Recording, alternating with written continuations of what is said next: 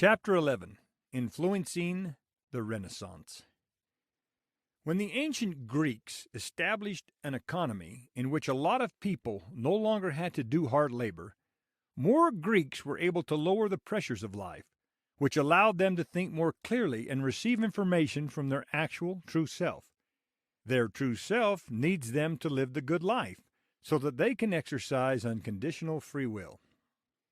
Many ancient Greeks were born into a world that forced them to work all day long and didn't allow them to sit around all day and lower the pressure in their brains enough to figure out real truth. Our true selves are forced to take whatever mortal body is available. If the only bodies that are available are those that have to work all day long, then those who choose to live on earth must be born into these bodies. But then we can come back again if we want, reborn into a world where we are now able to live according to our true self's needs. The term Renaissance actually means rebirth. The Greek Renaissance began in Athens, Greece, about the 7th century BCE. Before the Greeks, the Egyptians, Sumerians, and other societies had experienced their own type of Renaissance that had developed. But they were not as successful as the Greeks. The Muslim Renaissance began in Baghdad of ancient Mesopotamia in the 7th century CE.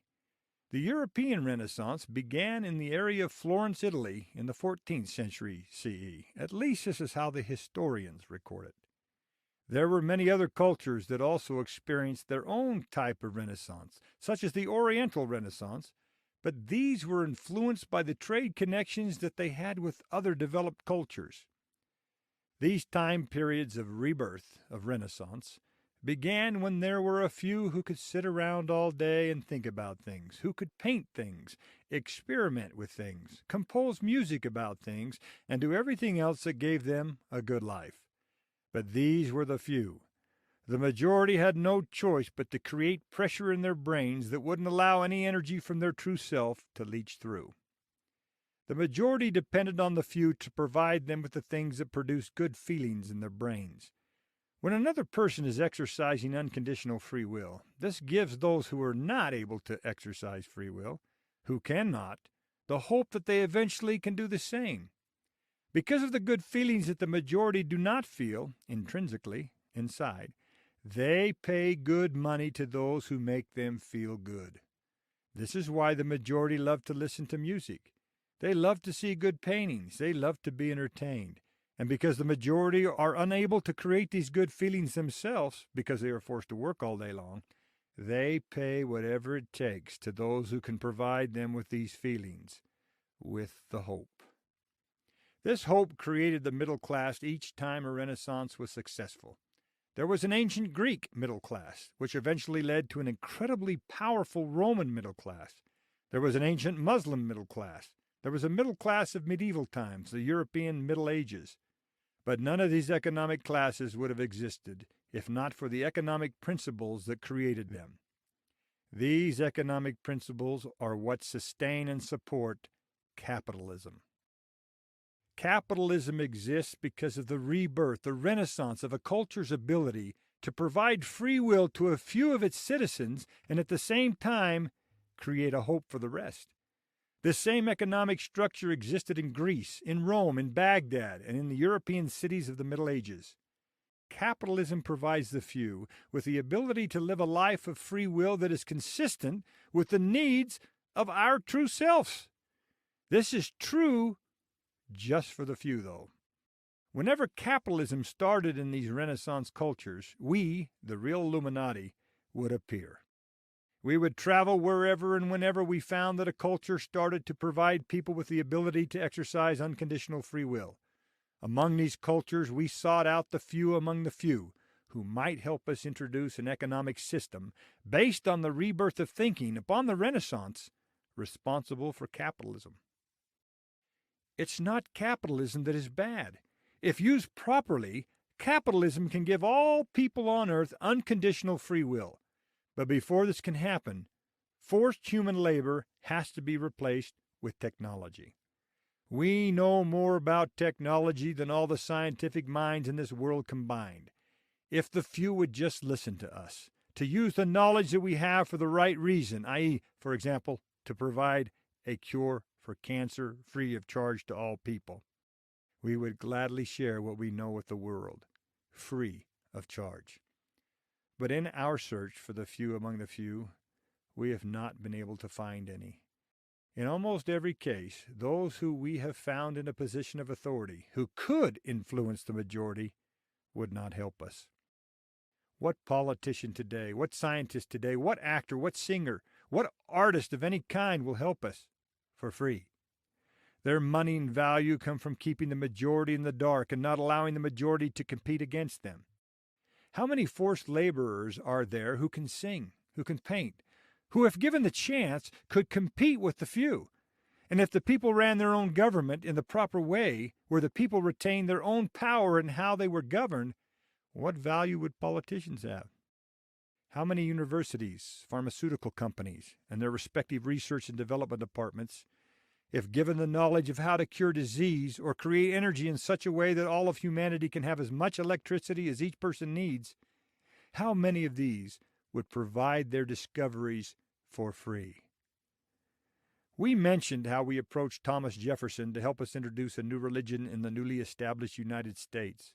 He refused to help us because of the political power and popularity that he was used to, that gave him his own good life. We found a lot of thinkers in our search, whom we inspired with our knowledge. We do not sit around all day and just think. We do not have to think. We already know. We spend all day, every day, searching for the few among the few who might help us give our knowledge to the world for free. We have yet to find one who has the clout and influence with the majority that is necessary in order to convince the majority to change the way life upon earth is going. Our searches in the past among the many Renaissance cultures have led us to many people whom the world values as great thinkers, as great composers, great politicians, and great entertainers. Our interaction with them helped them to think about things differently and create philosophies that they otherwise would have never thought about without our help. How did we do this without revealing who we are and what we were trying to accomplish? We became their servants. We became the servants of a man named Canaeus, who lived in Tunisia in the 4th century CE. Canaeus was the main writer and editor commissioned by the secret combination of politics and religion that produced the stories of Jesus. Canaeus needed to know what his target audience wanted to hear. His target audience was the poor. As his servants, or friends of his servants, we, the real Illuminati, were able to introduce the Sermon on the Mount. In our New American Scripture, we present a story about how we become the trusted servants of a powerful person in order to influence change. We invented a character to represent us and what we do and how we do it. We named him Ammon. Ammon wanted to help a culture of people living in a land that we called in our book the land of Ishmael. The people were under the power and control of a king named Lamoni. Ammon was white. The people living in the land of Ishmael were dark-skinned people. The dark-skinned people hated the white-skinned people. Ammon wanted to help the dark-skinned people, who we named the Lamanites, to not hate his culture of white-skinned people that we named the Nephites. Ammon entered the land of the Lamanites and allowed himself to be arrested. Usually, as we wrote in our story, when the darker-skinned Lamanites encountered a lighter-skinned Nephite wandering in their land, they would arrest him, bind him, and carry him before the king. Quote, "It was left to the pleasure of the king to slay them, or to retain them in captivity, or to cast them into prison, or to cast them out of his land, according to his will and pleasure." Unquote. King Lamoni's servants brought Ammon to him. Ammon convinced the king that he wanted to, quote, "dwell among this people for a time, yea, and perhaps until the day I die," unquote. King Lamoni was pleased, but not convinced of Ammon's true intentions. To test Ammon, King Lamoni offered him one of his prettiest daughters. Ammon refused and said, quote, "Nay, but I will be thy servant," unquote. We presented this story in the way that we did to explain that the motives of a true messenger, or one of us, the real Illuminati, have nothing to do with sex, money, or anything else that most men desire out of life. This impressed whomever it was that we were trying to influence, who were usually men in authority and power. In our story, Ammon's service to the king was responsible for changing an entire culture of people. Once Ammon had gained the trust of the people, he was able to introduce concepts that helped the Lamanite people see the white Nephites as their equals. We eventually renamed the people of King Lamoni the people of Ammon. They were dark-skinned. They would not call themselves Lamanites, however, nor would they call white-skinned people Nephites. Quote, "And it came to pass that they called their names Anti-Nephi-Lehis," unquote. These people in our story buried their weapons and made a promise to God that they would never use a weapon to harm another person. We presented these people as the most righteous people the world had ever known. They became an industrious people, and there were no poor among them. As we had presented in our New American Scripture story, we have always held on to the hope that we could have helped influence humanity to change its ways. It was our desire to help humanity become a united people that would never hurt each other. It is our hope that the people of Earth, of whatever race or color, would call themselves anti-American European Asians. We have had a hand in the rebirth of various cultures throughout history, but have never succeeded in helping to influence the creation of the right one. The creation of the United States of America was our last hope. Imagine that all the people on Earth finally develop and live in a perfect human world. Although improbable with the current forms of governments and socioeconomic systems we allow to control our lives, it is not impossible to imagine that we can accomplish this goal as a unified human race. It is not impossible to imagine a perfect world. In fact, it is what we hope for. Hope, again, is the intrinsic measure of our humanity, or better, that which we feel can be possible in spite of the improbabilities that seem to be part of our present experience. We wrote in the previous chapter titled The History of Religion, quote, "From the relatively little-known scientific scripture written by Robert Hooke and Max Planck to the more popular prophecies of Einstein and Oppenheimer, the first atomic bomb was created and has destroyed or threatens the majority of the human race. Not to be outdone by nuclear threat and destruction are the writings and actions attributed to the Prophet Muhammad of the Islam faith and to Pope Urban II of Christianity. The Muslim wars and Christian crusades started holy wars, jihads, that have created both internal and external hatred between humans that linger to the current day. Human nature is responsible for these philosophies and the tragedies that they cause. From the first time that mortals began to wonder about their existence and call upon an outside, invisible, unknown force to answer the questions about their reality, their innate human nature has deceived and misled them. The lingering questions of who we are and why we exist, where did we come from, where do we go after we die, circumvent all other emotional activities of the human mind. Humans have always struggled for the necessities of life and have competed with each other for the limited resources of the earth. But the struggle within is responsible for the most problematic emotional effect on happiness. Ironically, if one doesn't know the answers and cannot find them within, it suggests that that person is flawed intellectually or in some other way predisposed to ignorance. Nevertheless, the questions still linger and the search for an answer remains foremost in the mind. Is there someone else who might know the answers? Does there exist a messenger sent from the source of all knowledge to provide the answers? If I don't know, then who does? Humans fight the thought that they might be stupid and can't find the answers themselves. This battle takes place, this enmity, this hostility takes place in the brain because we're connected to our true selves and we feel that we're just as good as everyone else. And if we feel like we don't understand something, our human nature compels the search for knowledge and understanding.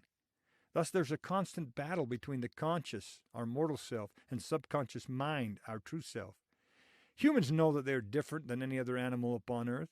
Subconsciously, they recognize this difference, but they don't understand why or how they became so different. This inner battle, this cognitive dissonance, compels them to figure it out. In the search for the answers, the sincere and honest ones, who admit their lack of knowledge, become susceptible to the philosophies of men mingled with Scripture. because humans place such an important value on knowing and having the innate questions about their existence answered, when they can't figure out the answers for themselves, unscrupulous, evil men, knowing of the intrinsic value and continual longing for answers, set the price for which the value of knowledge is bargained. The one who provides the answers is allowed to set the price that is charged. And like everything else in a world in which you can buy anything for money, the searcher will pay just about anything for the answers, if convinced that the answers are of worth. The answers to the questions have become a commodity that one can purchase, sell, trade, and negotiate for in other terms. The unscrupulous ones have become the merchants of knowledge. Because of the natural enmity, this battle for self-worth within the human mind, these merchants, they do anything they can to protect their pretense of the possession of knowledge. To protect themselves, they have taken the treasures of the earth, and with money they finance armies to reign with blood and horror on the earth. None of the gods created by the philosophies of men mingled with Scripture is real. But their power over the human mind certainly is.